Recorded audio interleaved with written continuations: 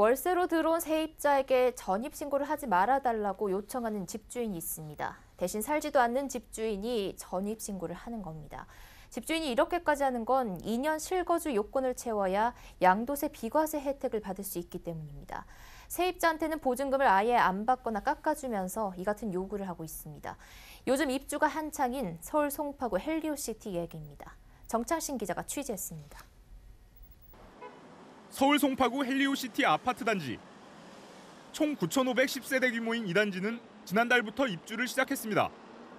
이 중 집주인이 들어와 살지 않고 세입자를 받는 경우도 상당합니다. 부동산 포털 사이트에 등록된 월세 매물은 2,800여 개. 서울경제TV 취재 결과 일부 집주인들이 세입자를 받아놓고 이들에게 전입신고를 하지 말아달라는 요구를 하고 있는 것으로 나타났습니다. 그런 사례가 많죠. 보증금 없이 아니면 보증금 조금만 받고 전입신고 해놓고 대신 들어오실 분은 전입신고 이제 안 하는 조건으로. 생판 모르는 사람들보다는 좀 아는 사람 건너로 그런 입을 맞춰야 되니까. 집주인이 이렇게 하는 건 지난 2017년 파리 부동산 대책에서 2년 실거주해야 양도세 비과세 혜택을 받을 수 있도록 소득세법 시행령이 개정됐기 때문입니다. 조정 대상 지역의 경우는 양도세를 비과세받기 위해서는 2년 이상 거주 여건이 충족을 해야 되거든요. 그 집주인은 양도 차익을 보전할 수 있고, 그리고 세입자 같은 경우는 그 보증금을 역시 이제 아낄 수 있다는 점에서 그런 이해관계가 좀 맞아떨어지는 부분들이 있습니다.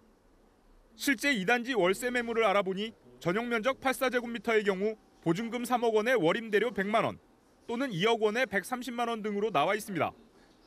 세입자 입장에선 수억 원의 보증금 마련 부담을 덜 수 있는 겁니다. 하지만 이 같은 행위는 위장 전입으로 주민등록법 위반입니다. 3년 이하 징역 또는 3천만 원 이하의 벌금에 처해집니다. 여기에 세입자는 월세 소득공제를 받을 수 없게 됩니다. 주민등록상 주소지와 임대차 계약서상 주소지가 같아야 하기 때문입니다. 주민등록을 이전하지 않았을 경우 월세 세입자의 경우에는 월세 소득공제를 받을 수 없습니다. 하지만 이제 보증금이 없기 때문에 보증금 반환과 관련된 리스크는 작은 편인데요.